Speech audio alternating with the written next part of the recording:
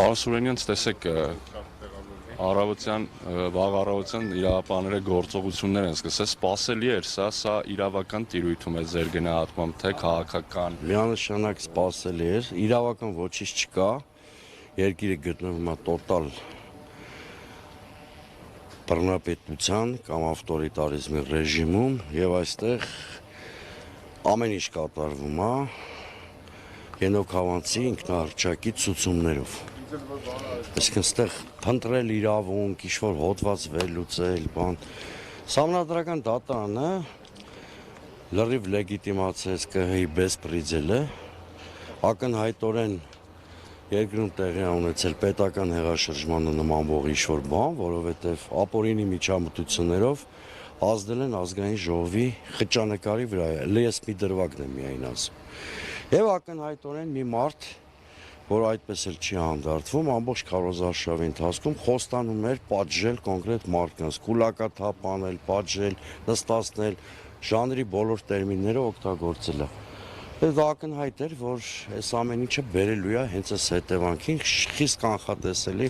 իրադարձություններ, ժամկետն էլ պատահաբար ընտրված չի, դա ՍԴՆ-նիստին անմիջապես հաջորդող իրադարձություն է։ Եթե բարձր դատարանը երկրում հավաքականորեն դարձել է Վահագն Հովակիմյան այդ հանաջող նկարիչը, բնականաբար իրավապահ մարմիններն էլ պիտի դառնան Վահագն Հովակիմյան, այսինքն դա մարդու կերպար է, որը խորհրդանշում է ստորաքարշորեն Նիկոլ Փաշինյանին ծառայելը։ Բնականաբար պիտի լիներ ինչ-որ տեղի ունեցավ կանխատեսելի, խիստ կանխատեսելի սցենարը։ Հիմա գլխավոր նպատակը պարոն Սուրենյան, սրա որն է լրացնել Գալիկ Ծառուկյանին, լրացնել հանուն ընդդիմությանը անել այն, ինչ ցանկանում է իշխանությունը, որն է գլխավոր։ Հայ-ռուսական ճգնաժամ, հարաբերությունների ճգնաժամի ֆոնին երկրում լիցքաթափող քայլեր անել, բայց ստեղ էլ ինքը գործում է իր արժեհամակարգին համապատասխան, այսինքն փորձում է ռուսներին ցույց տալ, որ ես բոլորի հարցերը լուծելու եմ, միակ մարդը ում հետ պիտի պայմանավորվեք Հայաստանում, դա ես եմ։ Մոտավորապես այս լոգիկայով առաջնորդվում։ Խիստ կանխատես ընտրությունից առաջ դրա համար ենք զգուշացնում, որ ձեր ամեն քվե, որ տալիս եք Նիկոլ Փաշինյանին, քվեա բռնապետությանը, քվեա հայ-ռուսական հարաբերություններում առճակատման խորացմանը,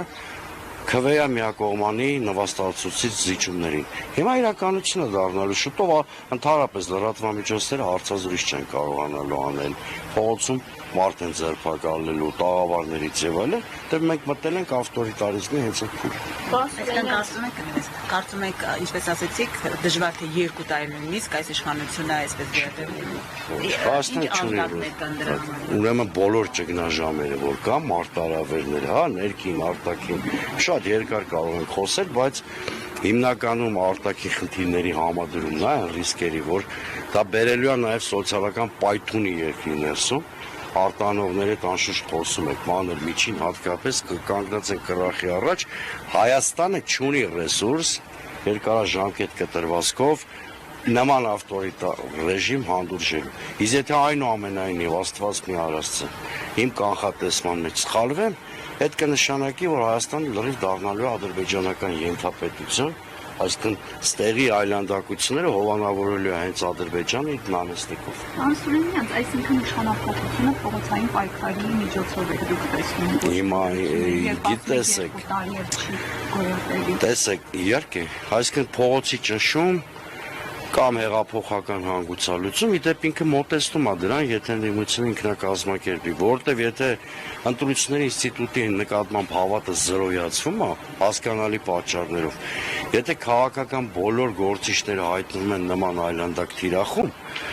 հասարակական տրամադրությունները դառնում են ավելի արմատական, այսինքն հեռու չի են օրը, որ հասարակության այս տրամադրությունները բերելու են ավելի արմատական ընդդիմադիր հարտակի ձևավորմանը, որը այո, այլ տարբերակ, քան հեղափոխական հանգուցալուծություններն չի ունենալու։ Պարոն Սուրենյան, բայց հունիսի 12-ին տեսանք, որ ժողովրդին կրակելու հրահանգ այդուամենայնիվ եղավ ու ոչինչ կանեցեք,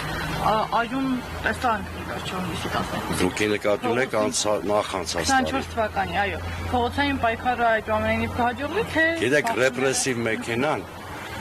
մաշելու հատկություն ունի։ Այսինքն ինքը չի կարող անընդհատ մարդկանց կուլ տա, քաղաքական ուժերի կուլ տա։ Ռեպրեսիվ մեքենան, ինչպես ցանկացած մեքենա, մաշելու հատկություն ունի, որ ընդդիմությանը կհաջողի այնպիսի համակարգ ձևավորեն, որ ռեպրեսիվ մեքենայի ատամների զրույց չեն լինի այդ համակարգը կոտրել, հետո ռեպրեսիվ մեքենան վերջանա, այսինքն գործի բումերանգի օրենքը։ Այդ տենց չի, որ ինքը անվերջ կարա մարդկանց բռնի, իդեպ որ դիմում է նման այլանդակությունների, դա արդեն հուշում է, որ ինքը իր վերջին փամփուշտերն է սկսել կրակել։ Ինչ կարելի է կանխատեսել այս գործողություններից, այսպես պատրաստված եկել գործողություն կարեն կգնան, թե կձերբակալեն։ Ես հիմա իրավաբան չեմ, որ կանխատեսում անեմ, բայց ինքը պարզ անոնսավորել է, չէ, որ 3 լիդերներին են վստահել։ Ենթադրել, որ Նիկոլ Փաշինյանի այդ բռնապետական դեմքը հանգարց հումանիստական է դառնալու։ Չարաչար կարծում եմ ամենավատ սցենարը պետք է սպասել, գնալու է տոտալ ձերբակալությունների ու կալանքների։ Պարոն Սուրենյանց, ամեն դեպքում ինչ սպասել է դիմադիր ուժերից Սահմանադրական դատարանի որոշումից հետո, հաշվի առնելով նաև այն հանգամանք, որ խորհրդարան անցած դիմադիրները որոշեցին մանդատները վերցնել։ Մանդատների վրա ես չեմ ուզում կենտրոնանալ, որտեղ եթե արագ հեղափոխական սցենար չկա, մանդատ չվերցնել ինչ անեն։ Այդ իրաց գործն է իհարկե, բայց եթե արագ հեղափոխական սցենար չկա, մանդատներից հրաժարումն լուծում չի։ Հետևաբար պետք է մանդատն ու փողոցը համադրվի, ես բանաձևը սկզբունքորեն ընդունում եմ, բայց հիմնական թատերաբեմը պիտի դառնա փողոցը։ Առանց փողոցի մենք ազգային ժողովում տեսնելու ենք ինչ որ Երևանի հավաքանու վերջին նիստում տեսանք։ Այդ Երևանի հավաքանու վերջին նիստը չկարծեք պատահականություն էր։ Դա լավ բեմականացում էր, ինչ է սպասվում ընդդիմությանը խորհրդանում։ Այսինքն եթե նախորդ խորհրդանում ծեծեր միջադեպեր լինում էին, այս անգամ լինելու է բացահայտ բեսպրիձը։ Մարդկանց անելու են ասենք միջազգ ու ծեծեր։ Կամ այս կերպ էլի, որովհետև իրանք պատգամավորները չեն միայն, նաև համազգաստավոր, ինչ-որ համազգեստի տակտված բանդաներ, հա, հիմա այս բանդա եմ ասում, որովհետև իրանք որևէ օրենքի չեն ենթարկվում, հա, հիմա այս է իրավիճակը, դրա համար մոտ ապագայում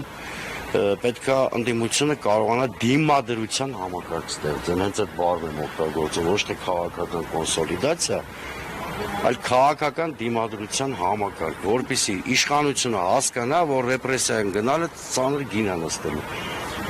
Եվ պետք է րոպե առաջ նախապատրաստվի փողոց։ Դա մանդատներ վերցնել, չվերցնելու բացարձակապես կապ չունի։ Այս ընթացքում օրինակ ընդդիմադիր ուժերը բանակցել են Գագիկ Ծառուկյանի հետ, Ծառուկյանը հանդիպել մեծել է մյուս ընդդիմադիր ուժերը։ Գիտեք, բոլորս հանդիպում ենք, պարտադիր չի անպայման լիդերներով հանդիպեն, լիդերների հանդիպման մեկնաբանությունից ձեռնպակ կմնա։